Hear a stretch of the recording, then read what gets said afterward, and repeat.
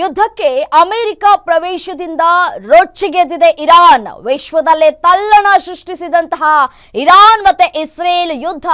ಹೊರ್ಮಜ್ ಜಲಸಂಧಿ ಮುಚ್ಚೋದಕ್ಕೆ ನಿರ್ಧರಿಸಿದಂತಹ Iran ದಕ್ಷಿಣ Asia ಸೇರಿ ಹಲವು ರಾಷ್ಟ್ರಗಳಿಗೆ ತೈಲ ಪೂರೈಕೆ ಮಾಡೋದು ಬಂದ್ ಆಗುತ್ತಾ? ಜಗತ್ತಿನ 20% ಕಚ್ಚಾ ತೈಲ ಈ ಜಲಸಂಧಿ ಮೂಲಕವೇ ಸಾಗಣೆಯನ್ನ ಮಾಡಲಾಗ್ತಾ ಇತ್ತು. ನೋಡಿ, ಮತ್ತೊಂದು ಕಡೆ ಭಾರತದಲ್ಲಿ ಪೆಟ್ರೋಲ್, ಡೀಸೆಲ್, CNG ಬೆಲೆ ಏರಿಕೆಯಾಗುವಂತಹ ಸಾಧ್ಯತೆಗಳು ಕೂಡ ಇದೆ. ಭಾರತಕ್ಕೆ 90% ಕಚ್ಚಾ ತೈಲ ಹೊರ್ಮೋಜ್ ಮೂಲಕವೇ ಆಮದು ಕೂಡ ಆಗ್ತಾ ಇತ್ತು. ಈ ಜಲಸಂಧಿಯನ್ನ ಮುಚ್ಚಿದ್ರೆ ಭಾರತದಲ್ಲಿ ತೈಲದ ಬೆಲೆ ಗಗನಕ್ಕೇರುವಂತಹ ಸಾಧ್ಯತೆ ಇದೆ. ಹೊರ್ಮುಜ್ ಜಲಸಂಧಿಯ ಮೂಲಕ ಸಾಗುವಂತಹ ತೈಲ ಇದು. ಹೊರ್ಮುಜ್ ಜಲಸಂಧಿ ಭಾರತಕ್ಕೆ ಅತ್ಯವಶ್ಯಕವಾಗಿದೆ. ಸೊ ಹಾಗಾಗಿ ಮುಂದಿನ ದಿನಗಳಲ್ಲಿ ತೈಲ ಬೆಲೆ ಏರಿಕೆಯಾಗುವಂತಹ ಎಲ್ಲ ಸಾಧ್ಯತೆಗಳು ಕೂಡ ಇದೆ.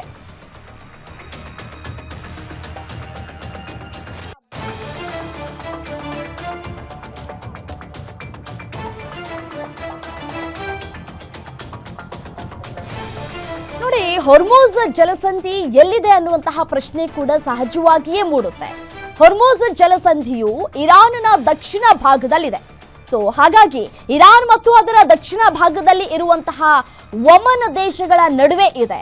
ಸೊ ಈ ಜಲ ಮಾರ್ಗ ಇಂಗ್ಲಿಶಿನ ಯು ಅಕ್ಷರದ ಉಲ್ಟಾ ಆಕಾರದಲ್ಲಿದೆ.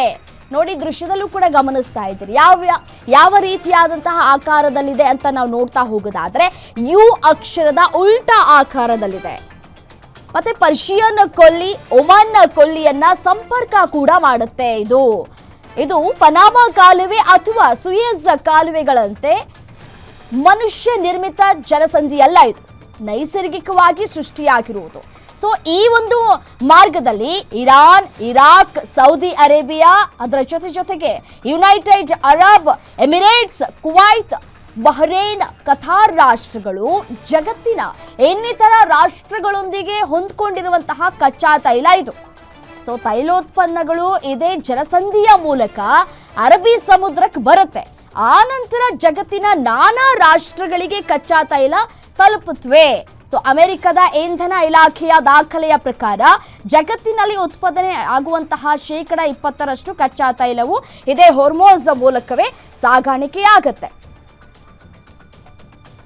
ಮತ್ತಷ್ಟು ಡೀಟೇಲ್ಸ್ ಕೊಡ್ತಾ ಹೋಗ್ತಾರೆ ಡಿಜಿಟಲ್ ಎಡಿಟರ್ ದಿಲೀಪ್ ನೇರ ಸಂಪರ್ಕದಲ್ಲಿ ಜಾಯಿನ್ ಆಗಿದ್ದಾರೆ ನ್ಯೂಸ್ ಡೆಸ್ಕ್ನಿಂದ. ಎಸ್ಸೇನು ದಿಲೀಪ್, ನೋಡಿ, ಒಂದ್ ಕಡೆ ಇಸ್ರೇಲ್ ಮತ್ತೆ ಇರಾನ್ ನಡುವಿನ ಸಂಘರ್ಷ ಏನಿದೆ ದಿನದಿನಕ್ಕೂ ಅದು ಹೆಚ್ಚಾಗ್ತಾ ಹೋಗ್ತಾ ಇದೆ. ಇದಕ್ಕೆ ಅಮೆರಿಕ ಕೂಡ ಪುಷ್ಟಿಯನ್ನ ಕೊಡ್ತಾ ಇದೆ. ಇದರಿಂದ ಇನ್ನಷ್ಟು ದಾಳಿಯಾಗುವಂತಹ ಸಾಧ್ಯತೆಗಳು ಕೂಡ ಹೆಚ್ಚಾಗಿ ಕಂಡು ಬರ್ತಾ ಇದೆ. ಮತ್ತೊಂದು ಕಡೆ ಈಗ ಕಚ್ಚಾ ತೈಲ ಬಳಕೆಯಲ್ಲೂ ಕೂಡ ನಾವೇನು 90% ಈ ಒಂದು ಇರಾನ್ ದೇಶದ ಮೇಲೆ ಸಾಕಷ್ಟು ರೀತಿಯಾಗಿ ಅವಲಂಬಿತವಾಗಿದ್ವಿ. ಈಗ ಭಾರತಕ್ಕೆ ಏನೆಲ್ಲ ಸಂಕಷ್ಟ ಆಗಬಹುದು ಈ ಮೂಲಕ ಅಂತ ಹೇಳಿ ಸದ್ಯಕ್ಕೆ ಈ ಒಂದು ಯುದ್ಧ ನಿಲ್ಲುವಂತಹ ಲಕ್ಷಣಗಳು ಕೂಡ ಕಾಣಿಸ್ತಾ ಇಲ್ಲ. ಯಾರಾದ್ರೂ ಮಧ್ಯ ಪ್ರವೇಶ ಮಾಡುವ ಸಾಧ್ಯತೆ ಇದೆಯಾ? ಒಂದು ರಮ್ಯಾ, ಏನು ಅಮೆರಿಕ ಈ ಒಂದು ಯುದ್ಧ ರಂಗಕ್ಕೆ ಧುಮುಕಿದೆ. ಇರಾನ್ ಮೇಲೆ ಮೊದಲ ಬಾರಿಗೆ ಈ ಒಂದು ದಾಳಿಯನ್ನು ನಡೆಸಿದೆ. ಅಂದರೆ ಕಳೆದ 40 ವರ್ಷಗಳಲ್ಲೇ ಇದೇ ಮೊದಲ ಬಾರಿಗೆ ಇರಾನ್ ಮೇಲೆ ಅಮೆರಿಕ ದಾಳಿ ನಡೆಸಿರೋದು. ಈ ಒಂದು ದಾಳಿ ನಡೆಸಿರೋ ಮೂಲಕ ಏನೊಂದು ಇಸ್ರೇಲ್ ಮತ್ತು ಇರಾನ್ ಮಧ್ಯ ನಡೀತಾ ಇತ್ತು ಒಂದು ಸಂಘರ್ಷ, ಅದು ಇವಾಗ ಅಮೆರಿಕ ಎಂಟ್ರಿಯಿಂದಾಗಿ ಯುದ್ಧದ ಒಂದು ಸ್ವರೂಪ ಪಡ್ಕೊಂಡಿದೆ. ಈ ಒಂದು ಯುದ್ಧದ ಸ್ವರೂಪ ಪಡೆದುಕೊಂಡಿದ್ದ ತಕ್ಷಣ ಇರಾನ್ ದೇಶ ಏನು ಮಾಡ್ತಾ ಇದೆ, ತನ್ನಲ್ಲಿ ಸೈನ್ಯದ ಬಲ ಕಡಿಮೆ ಇರೋ ಕಾರಣದಿಂದಾಗಿ ಇರಾನ್ ದೇಶ ಬೇರೆ ಬೇರೆ ಅನ್ಯ ಮಾರ್ಗಗಳನ್ನು ಅನುಸರಿಸ್ತಾ ಇದೆ. ಒಂದು ಉಗ್ರವಾದಕ್ಕೆ ಪ್ರಚೋದನೆ ಕೊಡೋದಿರ್ಬೋದು, ಮತ್ತೊಂದು ವ್ಯಾಪಾರ ಮತ್ತು ವಹಿವಾಟಿಗೆ ತೊಂದರೆ ಮಾಡೋವಂಥದ್ದಿರ್ಬೋದು. ಆ ಎಲ್ಲ ಮಾರ್ಗಗಳನ್ನು ಅನುಸರಿಸಿ ಅಮೆರಿಕವನ್ನು ಕಟ್ಟಿ ಹಾಕುವಂಥ ಪ್ರಯತ್ನ ಮಾಡ್ತಾ ಇದೆ. ಆ ಪೈಕಿ ಒಂದು ಹಾರ್ಮುಜ್ ಜಲಸಂಧಿಯನ್ನು ಒಂದು ಮುಚ್ಚೋದಕ್ಕೆ ಒಂದು ಪ್ರಯತ್ನ ಮಾಡ್ತಿದೆಯಲ್ಲ, ಆ ಒಂದು ಪ್ರಯತ್ನ ಈಗ ಇಡೀ ವಿಶ್ವಕ್ಕೆ, ಅದರಲ್ಲೂ ಭಾರತಕ್ಕೂ ಕೂಡ ಇದರಿಂದ ಎಫೆಕ್ಟ್ ಆಗೋ ಚಾನ್ಸಸ್ ಇದೆ. ಯಾಕೆಂದರೆ ಭಾರತಕ್ಕೆ ಆಗಮಿಸುವಂಥ ಕಚ್ಚಾ ತೈಲ ಇರ್ಬೋದು, CNG ಇರ್ಬೋದು, LPG ಇರ್ಬೋದು, ಅದೆಲ್ಲ ಸಾಕಷ್ಟು ಪ್ರಮಾಣದಲ್ಲಿ ಈ ಹಾರ್ಮುಜ್ ಜಲಸಂಧಿಯಿಂದನೇ ಮಾರ್ಗವಾಗೇ ಬರುತ್ತೆ. ಹಾಗಾಗಿ ಒಂದು ವೇಳೆ ಏನಾದರೂ ಈ ಜಲಸಂಧಿಯನ್ನು ಮುಚ್ಚಿದ್ರೆ ಆಗ ಭಾರತಕ್ಕೆ ಭಾರಿ ಹೊಡೆತ ಕೊಡುತ್ತೆ. ಇನ್ನು ಈ ಜಲಸಂಧಿ ಎಲ್ಲಿದೆ ವಿಶ್ವ ಭೂಪಟದಲ್ಲಿ ಅಂತ ಗಮನಿಸೋದಾದರೆ, ಇಲ್ಲಿ ನೀವು ವಿಶ್ವ ಭೂಪಟವನ್ನು ಗಮನಿಸ್ಬೋದು. ಇಲ್ಲಿ ಭಾರತ ಏನಿದೆ, ಇಲ್ಲಿ ಈ ಕಡೆ ಬಂದರೆ ಗಲ್ಫ್ ಆಫ್ ಈಡನ್ ಅಂತ ಬರುತ್ತೆ. ಇಲ್ಲಿಂದ ಕೆಂಪು ಸಮುದ್ರ ಮಾರ್ಗವಾಗಿ ಹೋದರೆ ಇಲ್ಲಿಂದ ಸೂಯೆಜ್ ಕಾಲುವೆ ಇದೆ. ಇದು ನಿಮ್ಗೆಲ್ಲರಿಗೂ ಗೊತ್ತಿರೋಂಥ ವಿಚಾರ. ಯಾಕೆಂದರೆ ಕಳೆದ ಬಾರಿ ಇಸ್ರೇಲ್ ಹಮಾಸ್ ಯುದ್ಧ ಶುರುವಾದಾಗಲೂ ಕೂಡ ಈ ಸೂಯೆಜ್ ಕಾಲುವೆ ಬಗ್ಗೆ ಪ್ರಸ್ತಾಪ ಆಗಿತ್ತು.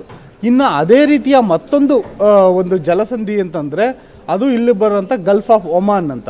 ಇಲ್ಲಿ ನೋಡಿ ನೀವು, ಒಮಾನ್ ರಾಷ್ಟ್ರ ಇದೆ, ಯಮನ್ ದೇಶ ಇದೆ, ಒಮಾನ್ ಇದೆ, ಆ ನಂತರ ದುಬೈ ಇದೆ, ಯುನೈಟೆಡ್ ಅರಬ್ ಎಮಿರೇಟ್ಸ್ UAE ಇದೆ, ಆನಂತರ ಕತಾರ್ ಇದೆ, ಬಹರೇನ್ ಇದೆ, ಮತ್ತು ಕುವೈತ್. ಈ ಎಲ್ಲ ರಾಷ್ಟ್ರಗಳನ್ನು ಸಮುದ್ರ ಸಂಪರ್ಕಿಸುವಂಥದ್ದು ಏಕೈಕ ಮಾರ್ಗ ಇರೋದು ಪರ್ಷಿಯನ್ ಕೊಲ್ಲಿ. ಈ ಪರ್ಷಿಯನ್ ಕೊಲ್ಲಿ ಏನಿದೆ ಇದು ಅರಬ್ಬಿ ಸಮುದ್ರಕ್ಕೆ ಅಂಟಿಕೊಂಡಂತೆ ಇರುವಂಥದ್ದು ಪರ್ಷಿಯನ್ ಕೊಲ್ಲಿ. ಈ ಪರ್ಷಿಯನ್ ಕೊಲ್ಲಿಯಲ್ಲಿ ಇದೊಂದು ಅತ್ಯಂತ ಆಯಕಟ್ಟಿನ ಸ್ಥಳ. ಅಂದರೆ ಇದನ್ನು ಹೇಳ್ತಾರೆ ಸ್ಟ್ರೈಟ್ ಆಫ್ ಇದು ಇಲ್ಲಿ ನೀವು ನೋಡ್ತಾ ಇದ್ರು ಸ್ಟ್ರೈಟ್ ಆಫ್ ಹಾರ್ಮೋಸ್ ಅಂತ ಹೇಳ್ಬಿಟ್ಟು. ಈ ಜಲಸಂಧಿ ಇದೆಯಲ್ಲ, ಇದು ನ ಉಲ್ಟಾ ಆಕಾರದಲ್ಲಿ ಇರುವಂಥ ಜಲಸಂಧಿ. ಇದು 33 ಕಿಲೋಮೀಟರ್ ಒಂದು ವಿಸ್ತಾರವನ್ನು ಹೊಂದಿದೆ. ಆದರೆ ಹಡಗುಗಳು ಅಂದರೆ ಭಾರಿ ಗಾತ್ರದ ಹಡಗುಗಳು ಆಳ ಸಮುದ್ರದಲ್ಲಿ ಸಾಗುವ ಮಾರ್ಗ ಸಿಗೋದು ಕೇವಲ 3 ಕಿಲೋಮೀಟರ್. ಅದು ಇಲ್ಲಿ ಗಮನಾರ್ಹ ಸಂಗತಿ.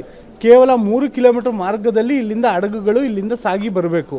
ಇಲ್ಲಿಂದ ಸಾಗಿ ಬರೋ ಹಡಗುಗಳು ಯಾವ್ಯಾವ ದೇಶದಿಂದ ಬರುತ್ತೆ ಅಂದರೆ ಮೊದಲಿಗೆ ಕುವೈತಿಂದ ಬರುತ್ತೆ, ಕುವೈತ್, ಆಮೇಲೆ ಏನಿದು ಬಹರೇನ್ ಇದೆ, ಬಹರೇನಿಂದ ಬರುತ್ತೆ, ಕತಾರಿಂದ ಬರುತ್ತೆ, ಯುನೈಟೆಡ್ ಅರಬ್ ಎಮಿರೇಟ್ಸಿಂದ UAE ಇಂದ ಬರುತ್ತೆ, ಅಬುದಾಬಿಯಿಂದ ಬರುತ್ತೆ, ಮತ್ತು ದುಬೈಯಿಂದ ಬರುತ್ತೆ.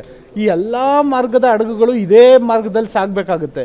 ಒಂದು ವೇಳೆ ಏನಾದರೂ ಇಲ್ಲಿ ಇರಾನ್ ದೇಶ ಇದೆ, ಇರಾನ್ ದೇಶ ಏನಾದರೂ ತನ್ನ ಗಡಿಯಲ್ಲಿ ಬರುವಂಥ ಈ ಸ್ಟ್ರೈಟ್ ಆಫ್ ಹಾರ್ಮೋಸ್ನ ಏನಾದರೂ ಮುಚ್ಚಿದ್ರೆ, ಅಂದರೆ ಹಾರ್ಮೋಸ್ ಜಲಸಂಧಿಯನ್ನೇನಾದರೂ ಮುಚ್ಚಿದ್ರೆ ಅಥವಾ ಇಲ್ಲಿ ದಾಳಿಯನ್ನು ನಡೆಸಿ ಸರಕು ಸಾಗಣೆ ಹಡಗುಗಳು ಹೋಗದಲ್ಲೇ ಇರೋ ಥರ ಏನಾದರೂ ನಿರ್ಬಂಧ ವಿಧಿಸಿದ್ರೆ ಆಗ ಜಾಗತಿಕ ತೈಲ ಮಾರುಕಟ್ಟೆ ಅಂದರೆ ಇಡೀ ವಿಶ್ವದ 20% ತೈಲ ಸಾಗಣೆ ಆಗ್ತಾ ಇರೋದು ಇದೇ ಮಾರ್ಗದಲ್ಲಿ. ಈ ಮಾರ್ಗಕ್ಕೆ ಹೊಡೆತ ಕೊಡುತ್ತೆ. ಯಾಕಂದರೆ ಇವೆಲ್ಲ ತೈಲ ಉತ್ಪಾದಕ ರಾಷ್ಟ್ರಗಳು, ಕುವೈತ್ ಇರ್ಬೋದು, Bahrain, Qatar, United Arab Emirates ಇರ್ಬೋದು, ದುಬೈ, ಇವೆಲ್ಲ ತೈಲೋತ್ಪಾದಕ ರಾಷ್ಟ್ರಗಳು. ಎಲ್ಲ ಅರಬ್ ರಾಷ್ಟ್ರಗಳಿಗೂ ಏಕೈಕ ಕೊಂಡಿಯಾಗಿರೋದು ಈ ಪರ್ಷಿಯನ್ ಗಲ್ಫ್. ಆದರೆ ಪರ್ಷಿಯನ್ ಗಲ್ಫ್ ಮೇಲೆ ಈಗ ಇರಾನ್ ಕಣ್ಣಿಟ್ಟಿದೆ. ಇರಾನ್ ಸಂಸತ್ನಲ್ಲೇ ಈ ಒಂದು ಹಾರ್ಮೋಸ್ ಜಲಸಂಧಿಯನ್ನು ಮುಚ್ಚಬೇಕು ಅಂತ ಹೇಳ್ಬಿಟ್ಟು ನಿರ್ಣಯ ಕೈಗೊಳ್ಳಲಾಗಿದೆ. ಒಂದು ವೇಳೆ ಈ ಥರ ಏನಾದರೂ ಜಲಸಂಧಿಯನ್ನು ಮುಚ್ಚಿದ್ರೆ ಇದು ಒಂದು ಆರ್ಥಿಕ ಆತ್ಮಾಹುತಿ ಅಂತ ಹೇಳ್ಬಿಟ್ಟು ಅಮೆರಿಕ ಹೇಳಿದೆ. ಒಂದು ಅಮೆರಿಕ ಮಾತಿಗೆ ಮನ್ನಣೆ ಕೊಡದೆ ಅಮೆರಿಕ ದಾಳಿ ಮಾಡ್ತು ಅನ್ನೋ ಒಂದೇ ಒಂದು ಕಾರಣ ಇಟ್ಕೊಂಡು ಒಂದು ವೇಳೆ ಏನಾದರೂ ಈ ಜಲಸಂಧಿಯನ್ನು ಇರಾನ್ ಮುಚ್ಚಿದ್ರೆ ಅದು ಇರಾನ್ಗೆ ಆತ್ಮಾಹುತಿ. ಅದರಲ್ಲಿ ಎರಡನೇ ಮಾತಿಲ್ಲ. ಯಾಕಂದರೆ ಇರಾನ್ ಈಗಾಗಲೇ ಸಾಕಷ್ಟು ಆರ್ಥಿಕ ಸಂಕಷ್ಟದಲ್ಲಿದೆ. ಈ ಒಂದು ಜಲಸಂಧಿಯನ್ನು ಮುಚ್ಚಿದ್ರೆ ಇರಾನ್ಗೆ ಭಾರಿ ಸಂಕಷ್ಟ. ಅದ್ರ ಜೊತೆಯಲ್ಲೇ ಇಡೀ ವಿಶ್ವಕ್ಕೂ ಕೂಡ ಒಂದು ರೀತಿಯ ರಿಸಿಷನ್ ಎದುರಾಗುವಂಥ, ಅಂದರೆ ಆರ್ಥಿಕ ಹಿಂಜರಿತ ಉಂಟಾಗುವಂಥ ಆತಂಕ ಕೂಡ ಇದೆ. ರಮ್ಯಾ, ರೈಟ್, ಥ್ಯಾಂಕ್ ಯು ತಮ್ಮೆಲ್ಲ ಮಾಹಿತಿಗಾಗಿ ದಿಲೀಪ್.